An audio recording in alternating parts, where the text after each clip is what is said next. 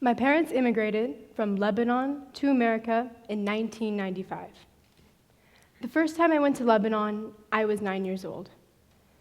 I remember being really excited to meet my family and to see my mother's home for the first time. At the time, I wasn't fluent in Arabic, and I didn't realize how difficult it would be to connect with my family.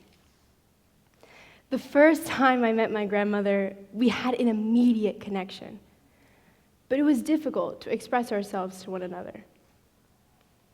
So when I returned to America, I was determined to learn Arabic so I could finally speak to my grandmother in her native language. But before I could go back, she passed away.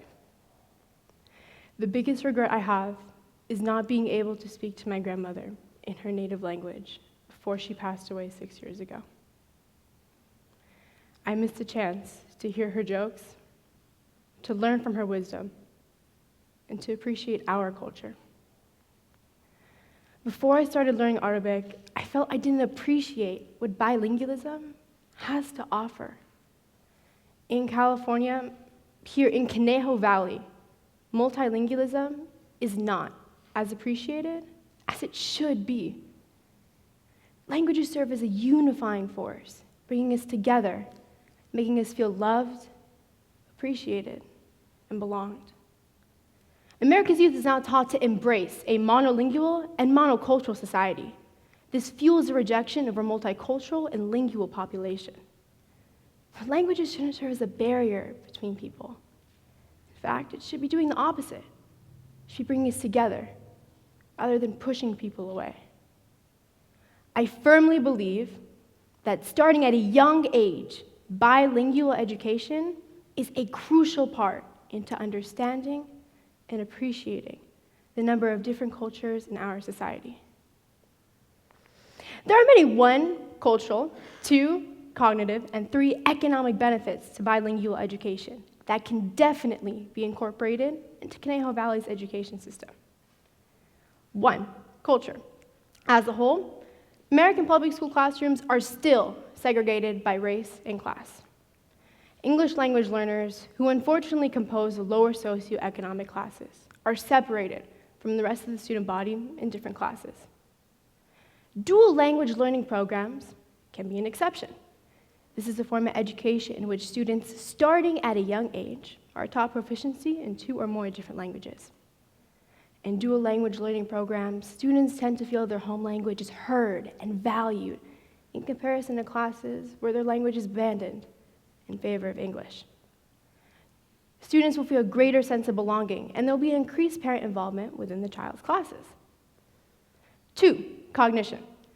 There's actually a large body of research showing that bilingual education is beneficial towards cognition. In my psychology class, we learned that a bilingual brain, in comparison to a monolingual brain, has better task switching and attention capabilities. This is thanks to its developed ability to inhibit one language while using another. I did some further research, and I saw that bilingual education has benefits to both sides of the age spectrum. For example, bilingual infants as young as 7 months will have better adaptation to environmental changes, while bilingual seniors will experience less cognitive decline. In a study with more than 400 bilingual and monolingual patients with Alzheimer's, it was found that a bilingual patient was diagnosed with Alzheimer's on average 4.5 years later than a monolingual patient. Number 3, economic benefits. All companies need more bilingual workers. We've seen the demand for bilingual employees double from 2010 to 2015. If our youth do become bilingual, companies can serve a broader array of customers, which makes them more money. But if our youth become bilingual, they will also encounter economic benefits, like more job and career opportunities. The state of Utah is a great example. According to the Economic Development Corporation of Utah, 1/3 of the state's workforce is bilingual. This is because of the state's large population of Mormons, many of whom spend time as missionaries overseas. But Utah's language ability is an attractive benefit to large international corporations, such as eBay, Goldman Sachs, Twitter, and Adobe. The relocation of these headquarters grants numerous economic benefits. like more job and career opportunities. Conejo Valley is surprisingly behind on bilingual education. The California Assessment of Progress and Performance is an annual test administered to all school districts, including Conejo Valley. Here are the results of an English language learning population in 2018.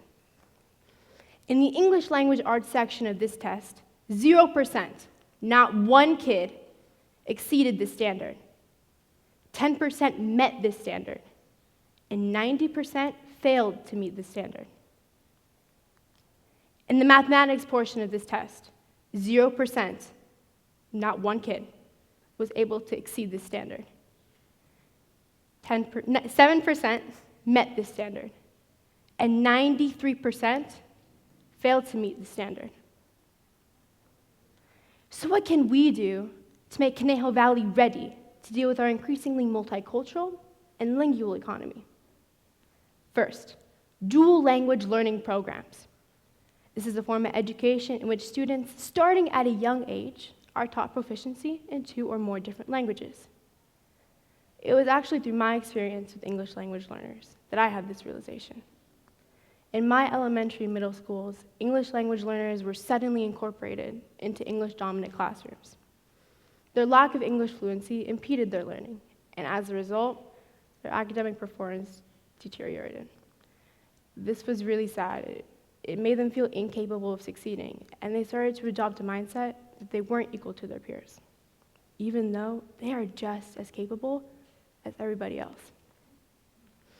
They were also socially isolated by other students, including me. Maintaining conversation with a non-native speaker, it just seemed too difficult. As I struggled to speak with my family in Lebanon, I felt the frustration that many of these students have on a daily basis. Not being able to talk to my own family made me realize how huge of a barrier this was. I felt trapped, and this inspired me to research these programs and share them with you all today. 2, international travel. One of the greatest experiences in a lifetime is the ability to travel abroad. But right now, this experience is only for those who can afford it. In my school, international travel is offered to students, but it costs a lot of money. We should encourage businesses and NGOs to subsidize these trips to help students become more educated, culturally aware, and socially savvy. But why should companies subsidize these trips? Well, as I mentioned earlier, the demand for bilingual employees is constantly increasing. A new generation will certainly help feed this demand. 3, the Seal of Biliteracy. It's an award given by a school, district, or state in recognition of a student attaining proficiency in 2 or more different languages by high school graduation. Now, this is offered in Conejo Valley, but this is offered in Oak Park, Moore Park, and Thousand Oaks high schools. I think that it is great that we are taking these first steps into encouraging students to learn different languages. But I think a lot more can be done to incentivize children. This is something that can really incentivize children to attain something that will be more desirable for companies and colleges in their future. If we're going to implement these amazing programs, it's going to take a lot of work. It will need patience, perseverance, and civic participation from all of us. But how do we start this process? Well, it starts with you, at the smallest scale, with the smallest actions that mean so much. Interact with others, learn about them and their experiences. When you see someone that's not necessarily fluent in your language, talk to them. Learn their story.